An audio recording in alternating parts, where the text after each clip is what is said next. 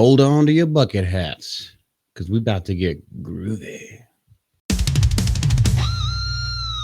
Yeah, it was a little bit gay to start out the video, but if that gives you any inclination as to what we're going to talk about today, it is going to be something that's going on with the new Evil Dead franchise, the movie that is going to come out soon. We have the director speaking out about where he wants to take the film and a little bit of other things that's going to happen with it. So let's go straight into it.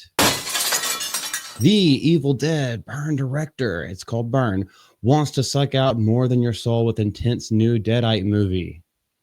Well, that's pretty cool. Evil Dead Rise it wasn't terrible. I thought it was middling, but it did pretty well in the box office. It got a lot of people hyped, and I think it was extremely well acted. Now, the 2014 Evil Dead remake that had Mia Goth in it, no, it didn't have Mia Goth. What's that girl's name? Her character's name with Mia. I absolutely love that film. I rewatch it at least twice a year. But the Evil Dead has successfully risen, and now they will burn. And filmmaker Sebastian Vanacek wants to make sure that audiences really feel the heat when the film hits cinemas. He's already done some stuff before that has gotten like himself a lot of attention.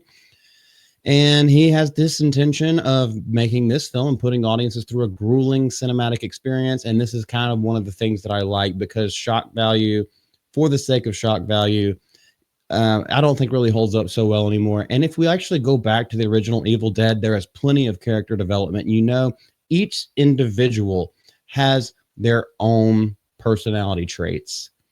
So it's not out of the realm of something that happens in the Evil Dead franchise. It was earlier announced the film would become the third film in the franchise to be led by a female star, following Fede Alvarez's remake and last year's Evil Dead Rise with actress Sohila Yaqub.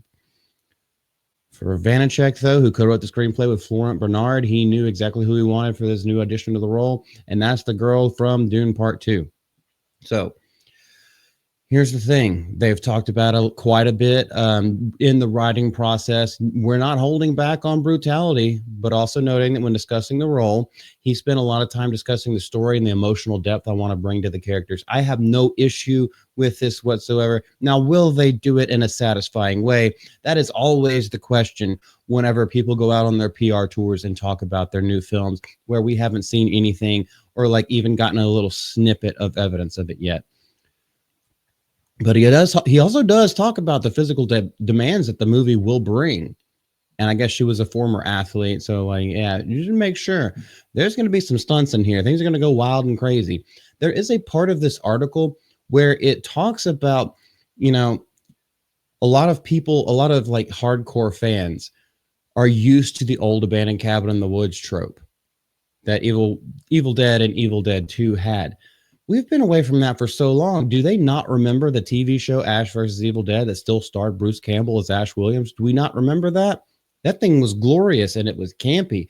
But the more recent, and I guess they're calling it a trilogy now, has been a little bit more grounded, but I kind of actually like that. I like both sides. But, you know, whatever the audience wants, that's what we should be giving them, and which we want gore and gruesomeness, and also a character that we can latch on to. It's basically how everyone should make a horror movie, in my opinion. Atmosphere also has to be in there, but Vanacek has a definite vision for Evil Dead Burn, and that fits with the array of the original director Sam Raimi, who along with Campbell is executive producer on the new movie. This is where I don't see why the fans would be too reticent to see it, because Raimi and Campbell have been co-producing or like executive producing all the iterations of the new Evil Dead series. So they've thrown their hats in the ring for it.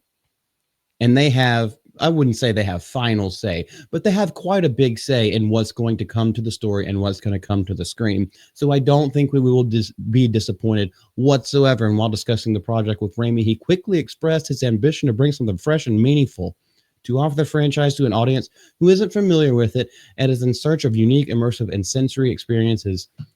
That's what we all want. The sensory experience to it all. Let's just go ahead and read this from the director himself. My goal was to craft a powerful, singular, almost personal story that could stand on its own, while still resonating deeply within the rich, complex world that Sam has built. The ambition remains the same as with Infested, to create a visceral sensory experience that punches the audience in the gut. I want people to feel physically drained when they leave the theater. Hell yeah. Like they've been through an emotional and intense journey. Yes. Now, there's not much that we can say on whether or not he will follow through with these promises, but at least his head is in the right space, in my opinion.